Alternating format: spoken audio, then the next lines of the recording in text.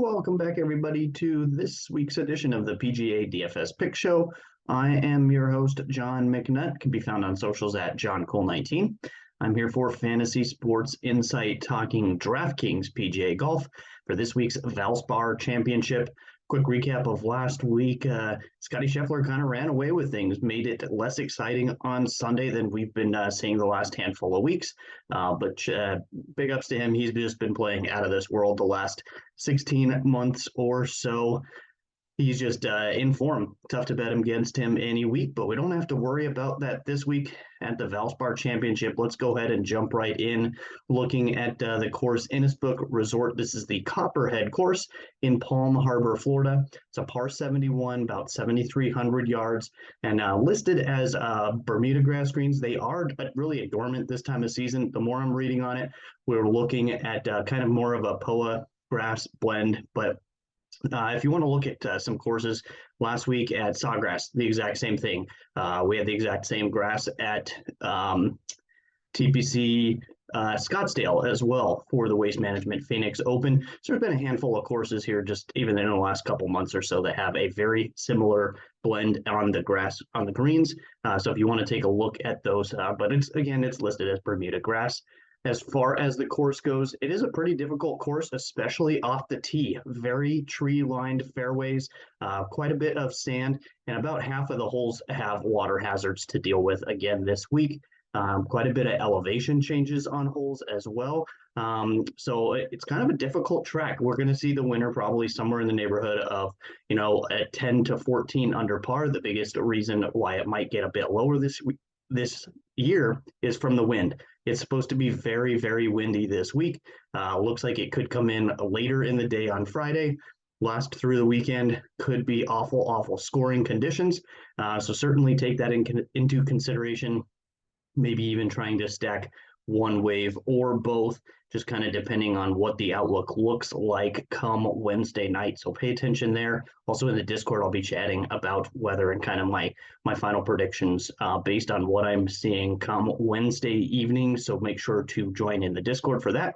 But as far as the course goes here, the main stats that I'm looking at, ball striking a bit more on the approach side. I did say it's very difficult off the tee, but really I'm going to hone in a bit more when it comes to good drives gained or drive accuracy, a combination of those for my off the tee numbers.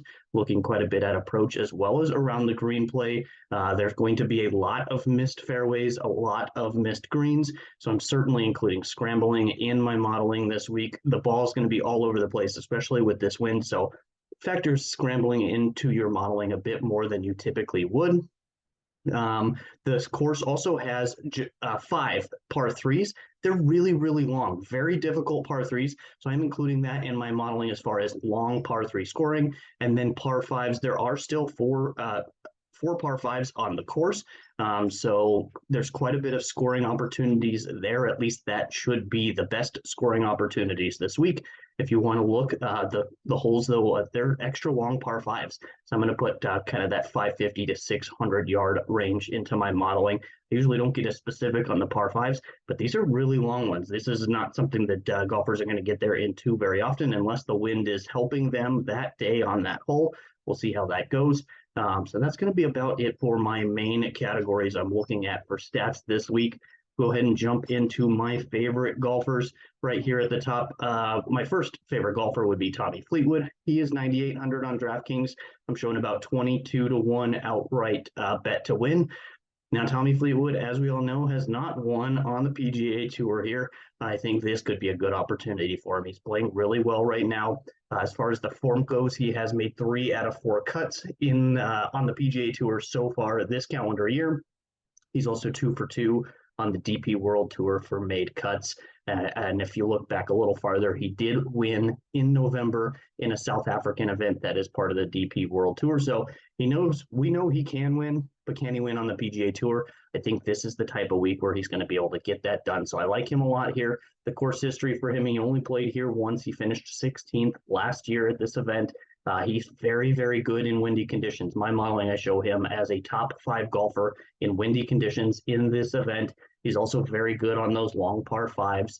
And then the stats for him, he's fourth around the greens his last 36 rounds, 14th ball striking, third tee to green, and also top 5 birdie or better. So a lot to like here for Tommy Fleetwood this week.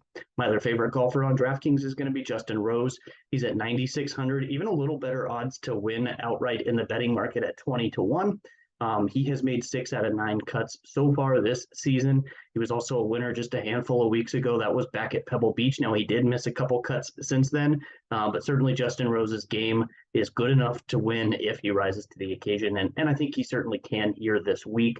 The course history for him, he has 2 missed cuts, and he has 2 top 10 finishes. So I think it could go either way for him. He last played here in 2021. That was a missed cut.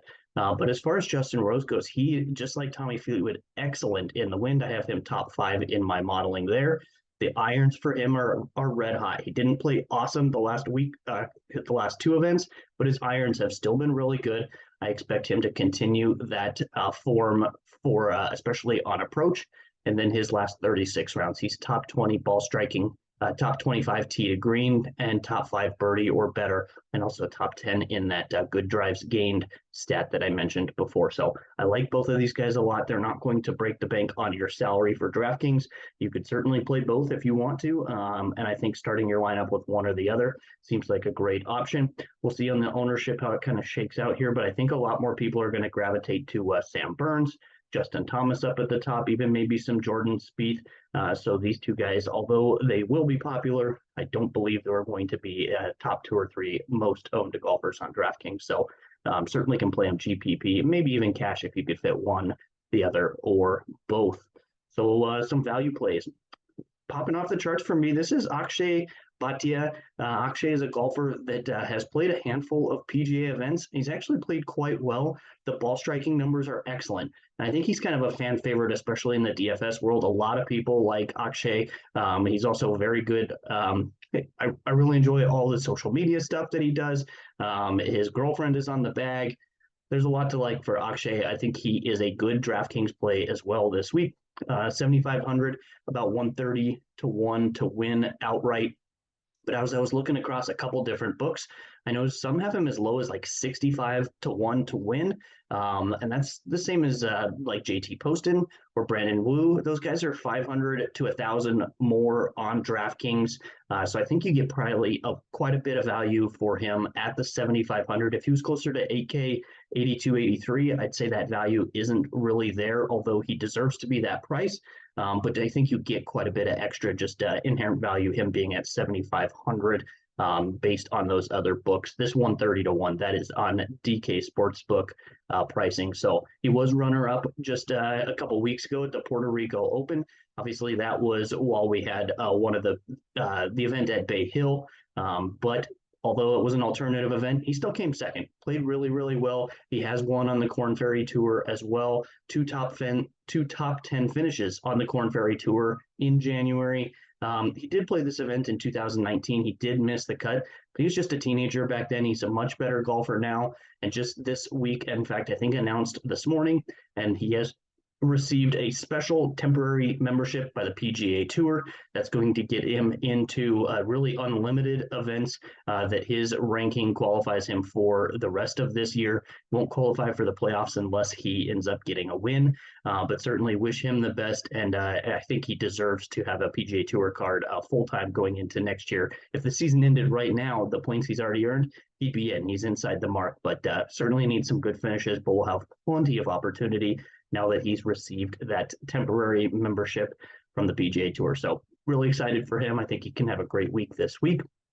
As far as stats go, his last 36 rounds, he's top 25 ball striking, he's top 10 birdie or better, and top 25 on that good drives gained as well. So I think he's got a chance. I don't have any rounds for him when it comes to playing in high winds.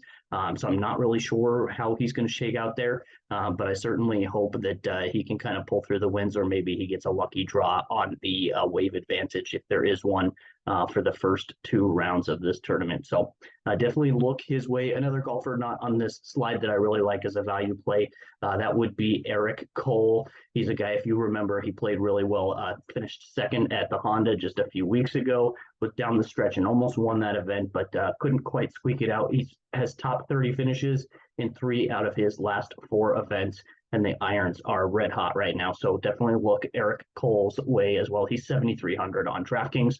Last 2 guys here I'll mention, these are some pivot plays to get you off of the chalkier golfers on DraftKings. Starting with Brian Harman, he's in 9,100 on DraftKings. According to Fantasy National, he's looking at about a 5% ownership. I think it'll be just a little bit higher than that. But if you can get a guy that's over 9K and like under 7 or 8%, he is absolutely going to give you a lot of leverage on the field if he performs well. He did finish this event 5th place last year.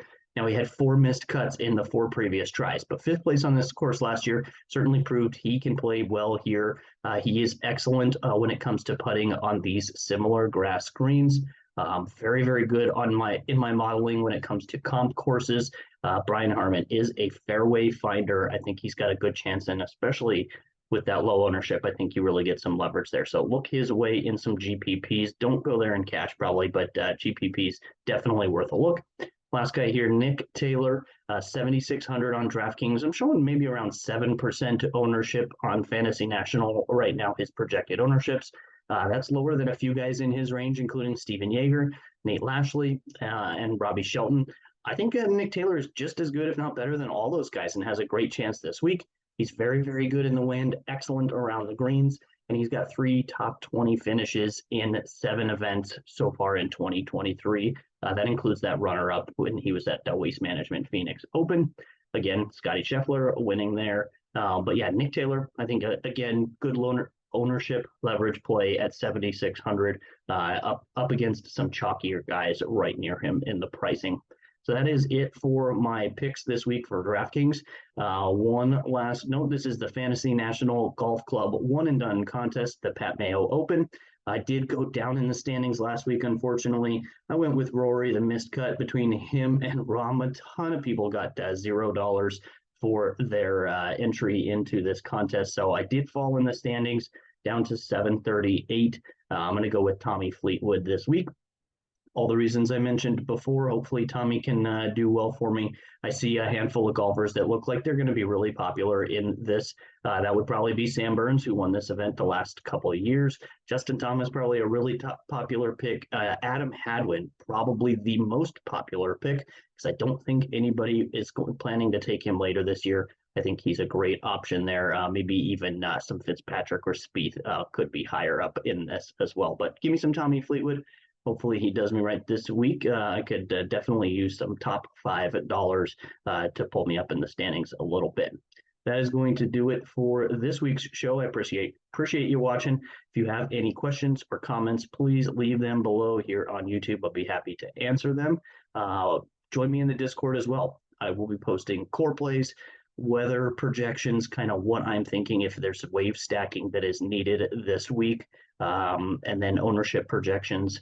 All in the Discord. The best way to get there is through our Twitter page. That's at FSI_DFS. You can also go through our website, FSIDFS.com. Both of those have a link to the Discord. Join there, and hopefully we can get some good plays and get some winners this week. Good luck to you, and see you next week.